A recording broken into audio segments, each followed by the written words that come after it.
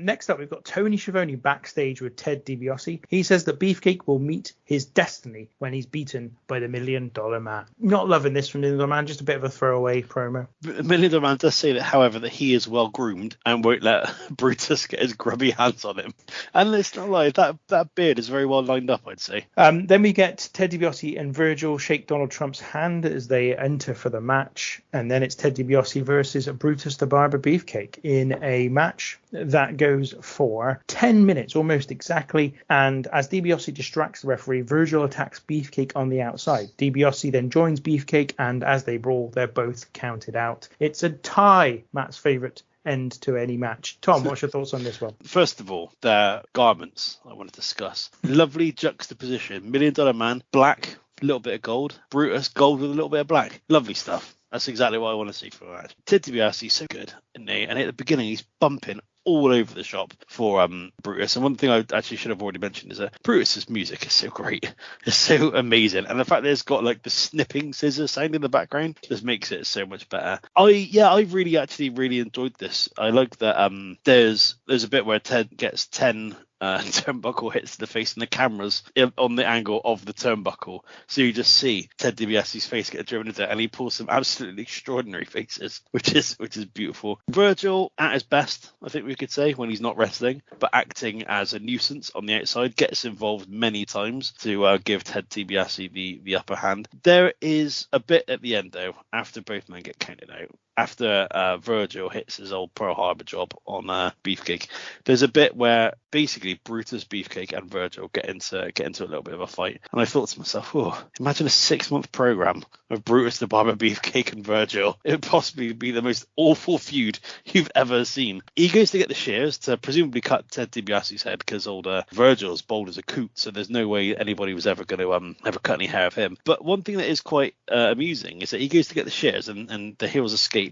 And Jesse says that was assault with a deadly weapon, which, to be fair, he's not wrong. You could very easily maul someone with those shears. And then Brutus does some crap dancing at the end, which I think we can all agree is amazing. So again, 5 stars.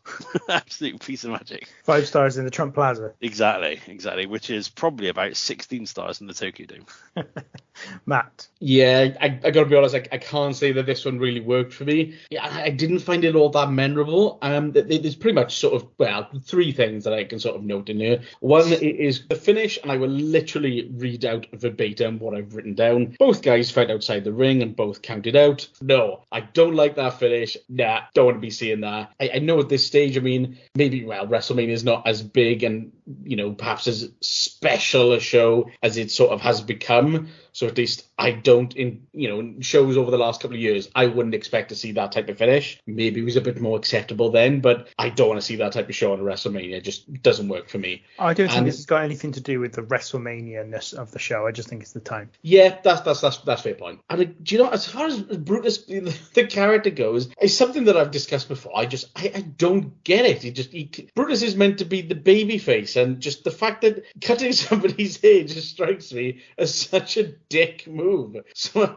I don't care who he goes after. I just think, what a prick. It just really rubs me the wrong way every time I see him trying to do it. So I just can't get on with him. Matt, we've just discussed that DiBiase tried to buy a person, and yet apparently Brutus Beefcake is worse because he tried to cut DiBiase's hair. It just rubs me the wrong way. I don't know why. Well, you heard it here first. Matt thinks that slavery is better than forced haircuts. So in Matt's defense, what I'd say is that as far as I'm aware, I think he only did that once on Ted DiBiase, whereas once a slave owner, always a slave owner, Tom. It's the Brutus gimmick, isn't it? What I was going to say is that Brutus is a habitual offender. A habitual offender.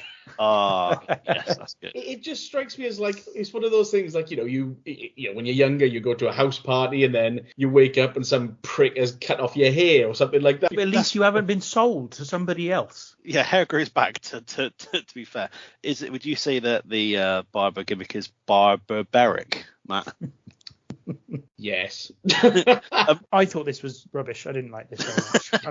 I'm not a fan of Brutus the Barber Beefcake in any way. His gimmick, his wrestling, anything about him, to be honest. Funnily enough, though, one match that we covered recently, which had Beefcake in, I was looking at his face, and he really does actually look. If you put a mustache on him or a goatee, he'd look like Hulk Hogan, and that makes a lot of sense because they were billed originally as brothers when they first arrived in wrestling. So they've been around each other quite a long time, and that's why Beefcake continued to get employment, and apparently this time continued to be protected. Beefcake never got pinned. We saw the previous year's show where he kind of got I think he got disqualified, or Honky got disqualified in the match with Honky Tonk Man. He turned babyface at WrestleMania 3, so I suppose that's a bit different. But yeah, I don't understand it. It's just got like protected forever. It's rubbish. I thought you were going to say, it's funny because you look at Brutus The Barber Beefcake and he really looks like Zodiac from WCW.